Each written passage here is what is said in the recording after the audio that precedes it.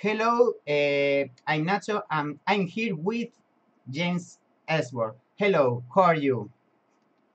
I'm good. How are you? I'm pretty fine. Thank you so much. Well, thank you so much for your time, and well, I hope you are good right now in the United States with the Yeah, pandemic. yep. I'm doing okay, man. I'm hanging in there. I'm not allowing any of this outside interference to bother me. Well, thank you so much. Um, I'm gonna start the interview, and I want to start with interview one-on-one. Can you tell me your beginnings in the pro wrestling world?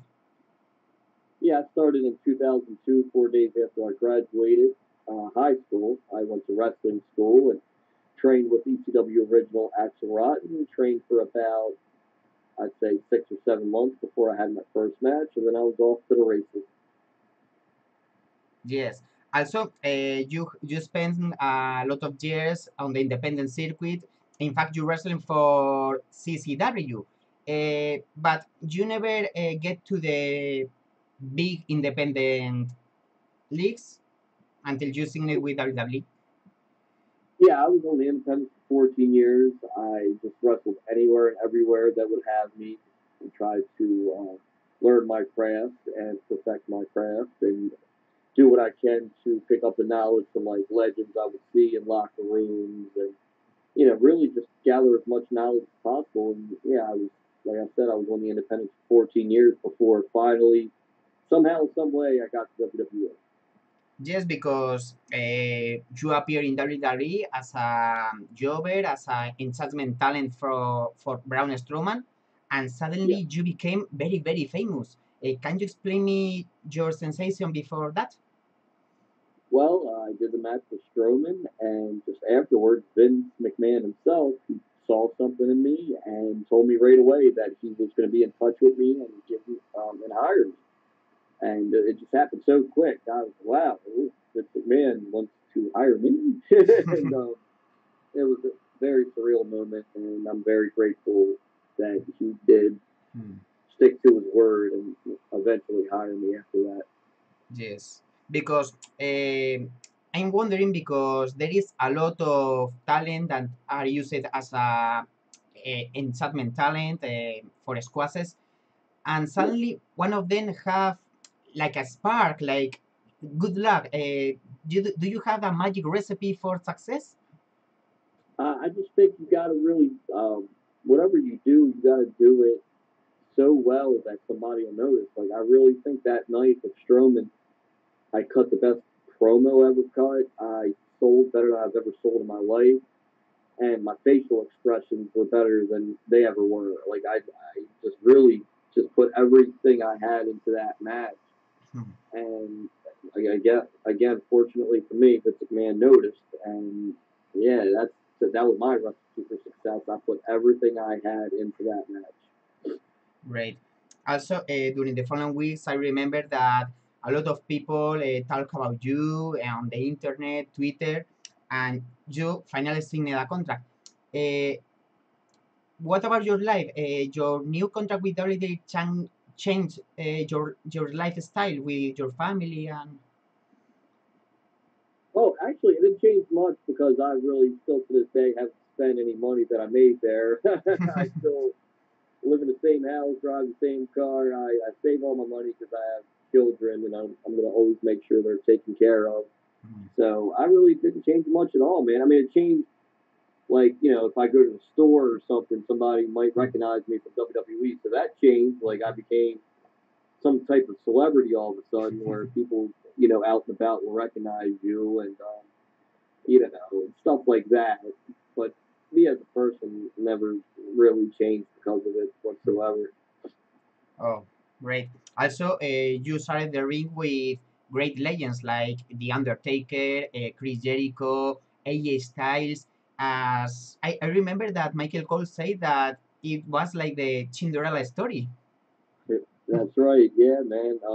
I remember like I always bring up Carmella and I wrestled John Cena and Nikki Bella in a mixed tag match in SmackDown, Hmm, and to be in the ring with the top guy in the business, hmm, John Cena, Like I was like, wow, I'm wrestling all these top guys, but then like AJ, Bray Wyatt, Strowman, all these kids. But once I got in the ring with Cena, I'm like, this is the guy.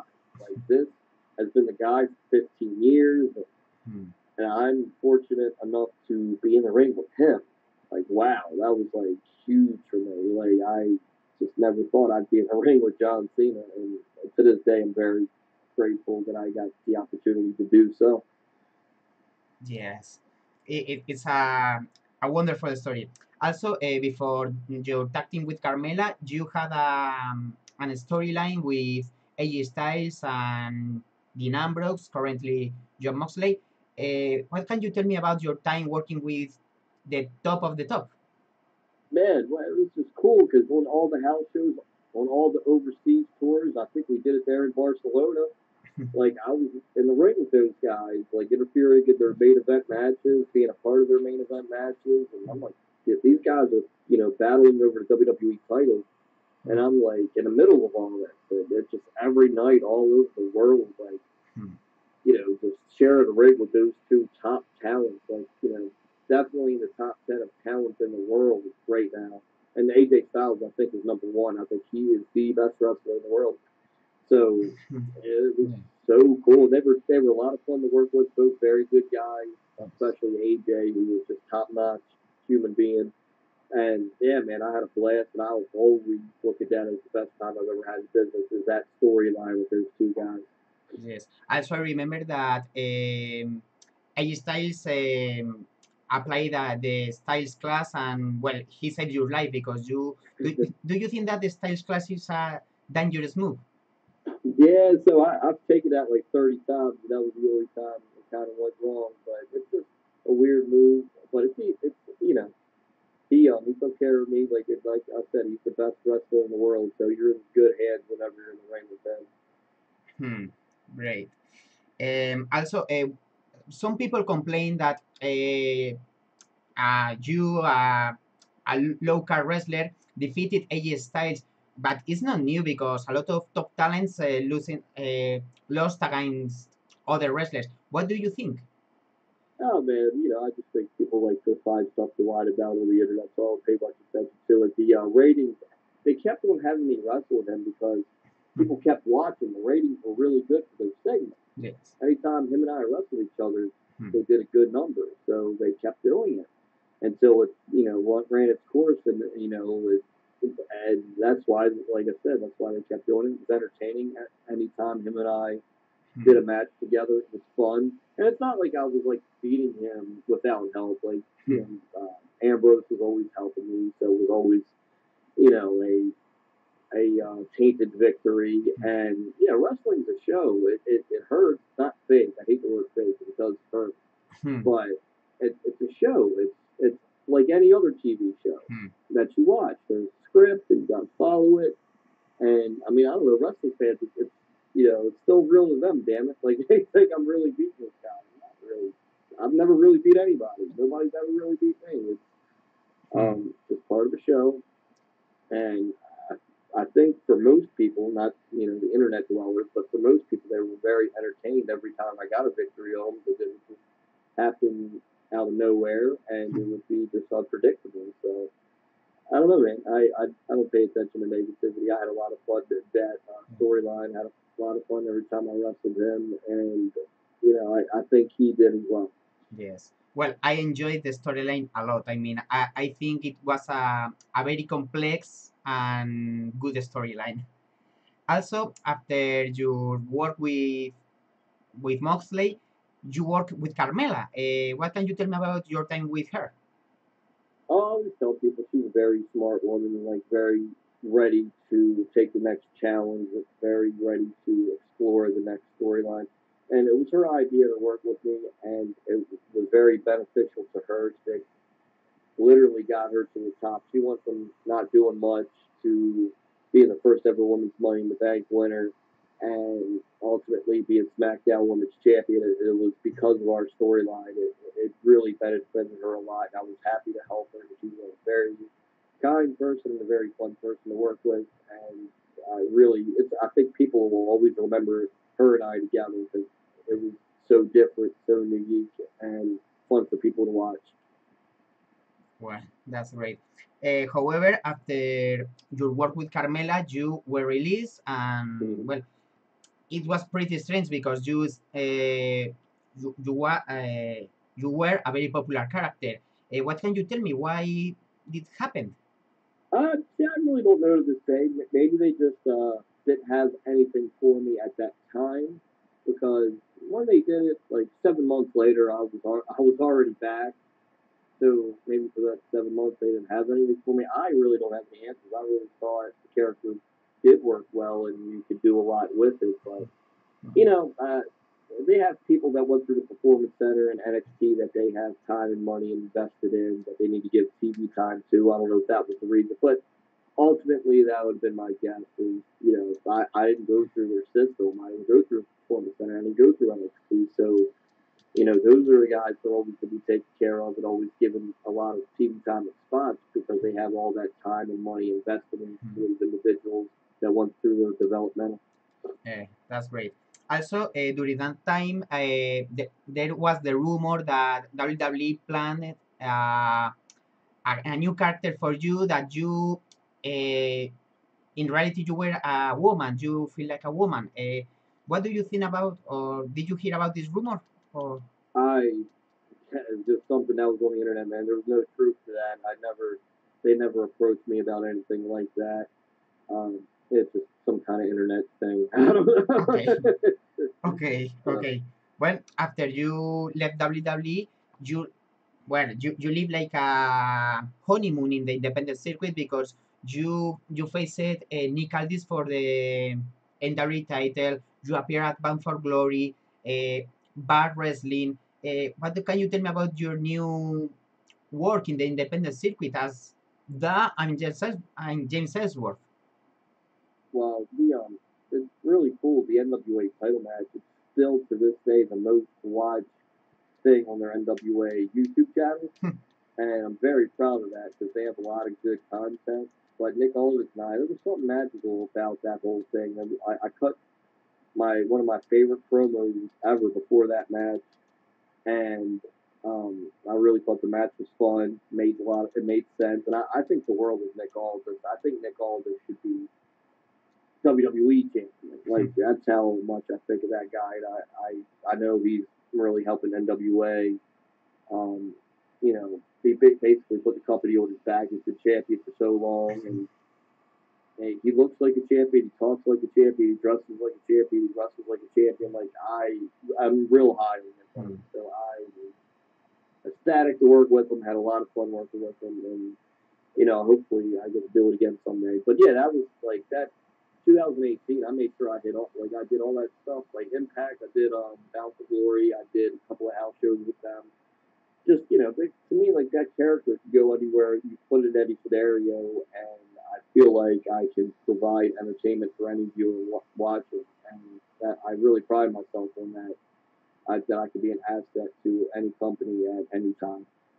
Great. Also, you proclaiming yourself as the intergender world champion, continuing your character in WWE.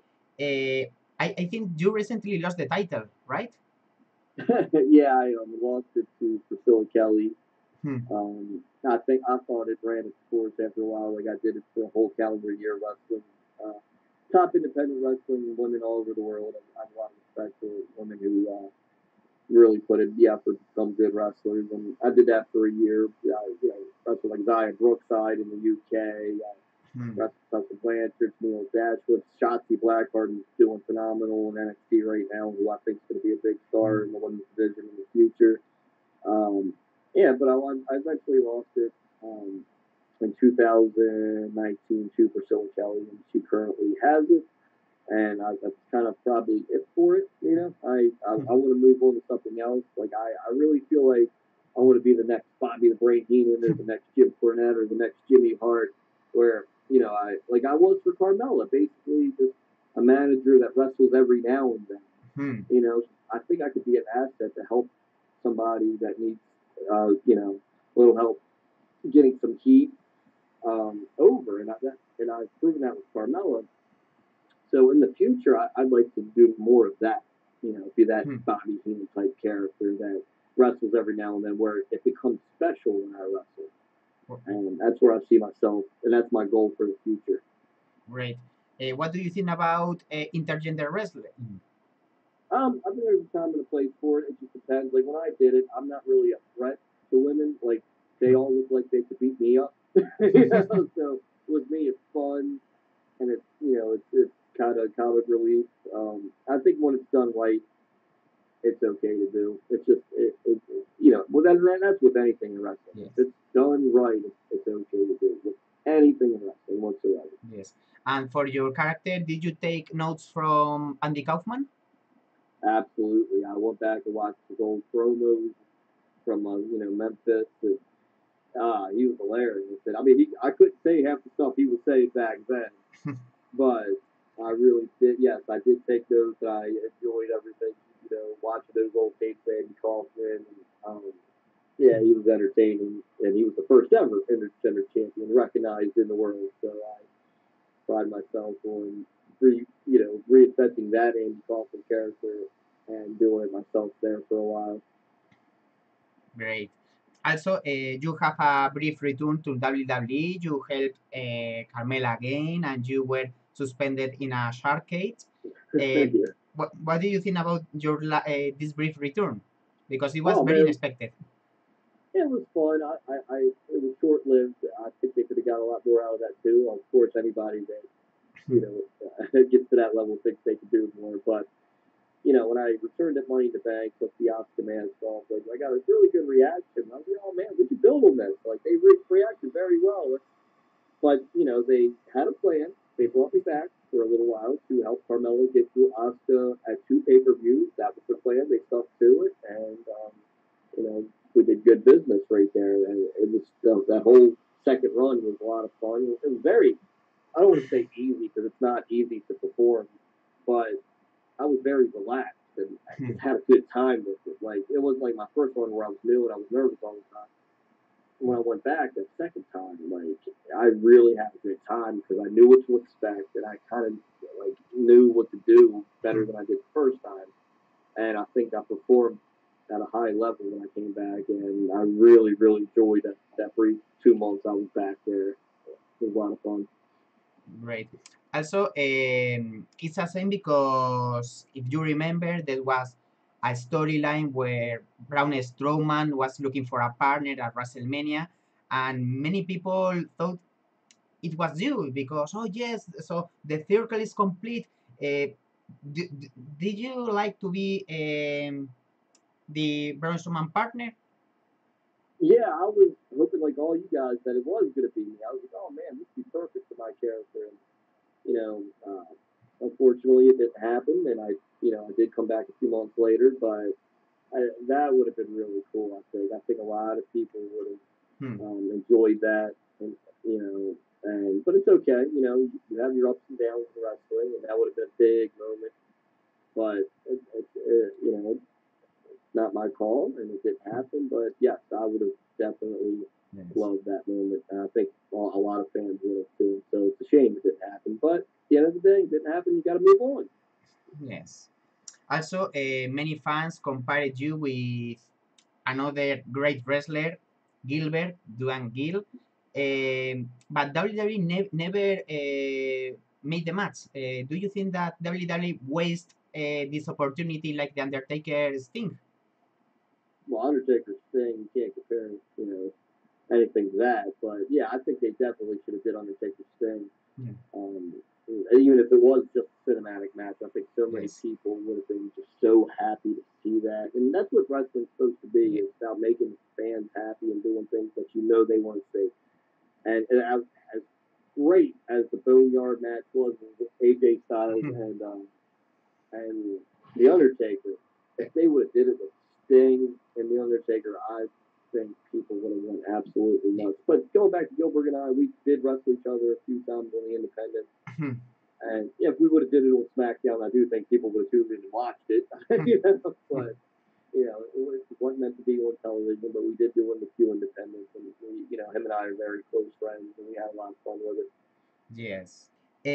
I want to interview you because Gilbert recently has a heart attack, and Yeah. he's well, you started a GoFundMe campaign for the cost. What can you tell me? Who is he? So Gillberg did suffer a heart attack. He came real close to not being here anymore, but fortunately, the doctors were able to save him and put stents in his heart.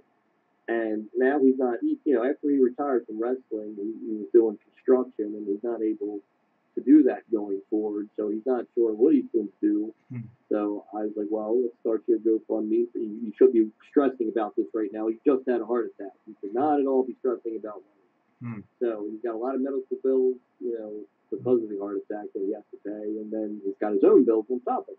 Hmm. So we started to GoFundMe. It's up around like $3,000 right now. And the more the merrier, the more that people donate, which we appreciate everyone that donates for him. The easier and the less stress he's going to be going forward. And he's 62 years old, and I don't want him to feel any more stress than he's already been feeling the last few months. That's for sure. So I did start the GoFundMe, and his wife and I, and it's doing pretty decent, and hopefully it continues to do very well. Well, I hope you get enough money for him.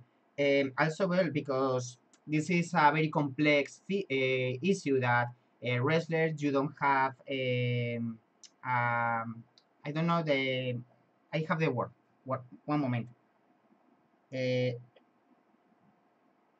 don't have a retirement pension, no?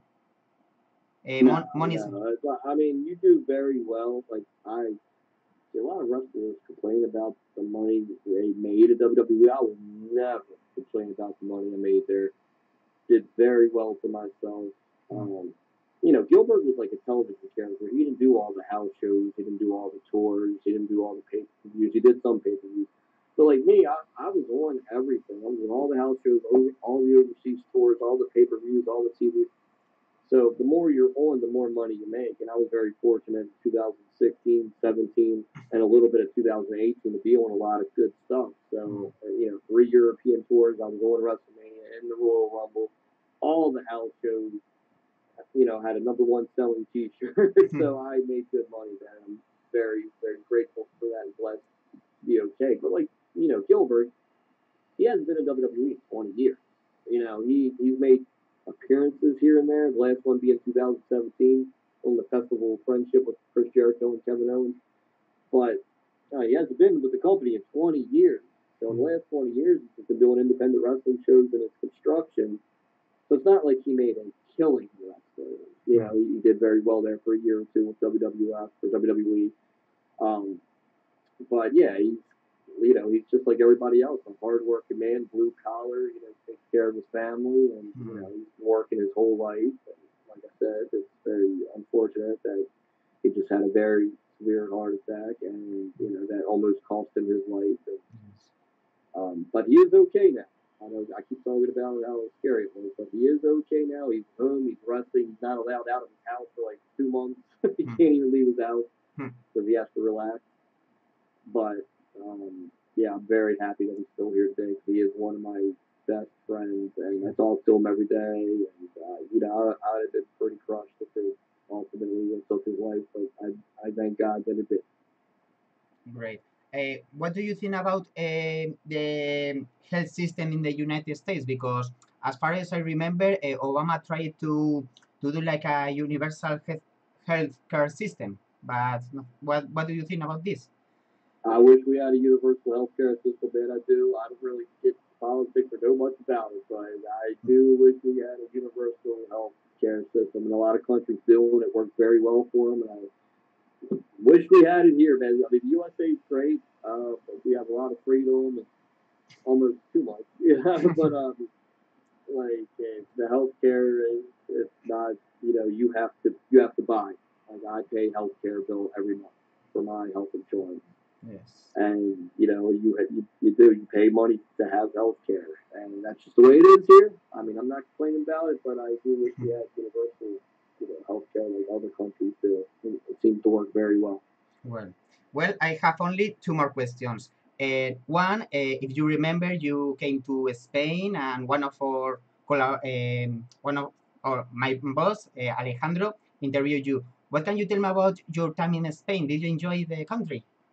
Oh man, I love Spain. So it's beautiful, beautiful place, especially Barcelona. I would anytime we were there, I would make sure I'd walk around and go to parks there and just like over here where I live, we don't have oranges growing on trees. You know what I mean? So when I was over there, that fascinated me that there's just trees in the park with oranges growing on. And it's funny when we were in Barcelona, my gear bag broke. My wrestling gear bag broke. So I had to go to the mall and buy a new gear bag, and they didn't have cheap ones. I bought a $200 gear bag that I still have to this day from Barcelona, Spain, because I had to buy one. My other one was broke. I guess I stuffed too much stuff in it.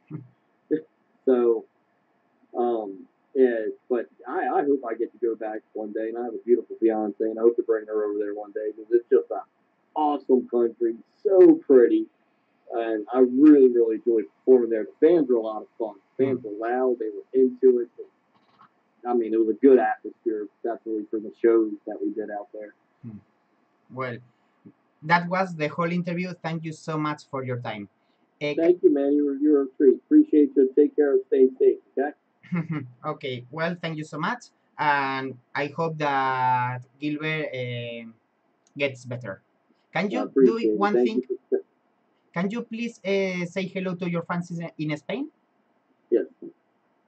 Hello to all my fans in Spain. I miss it. I hope to come back soon and show you that any man with two hands has a fighting chance. Great. Thank you so much. Again, it was a very fun interview,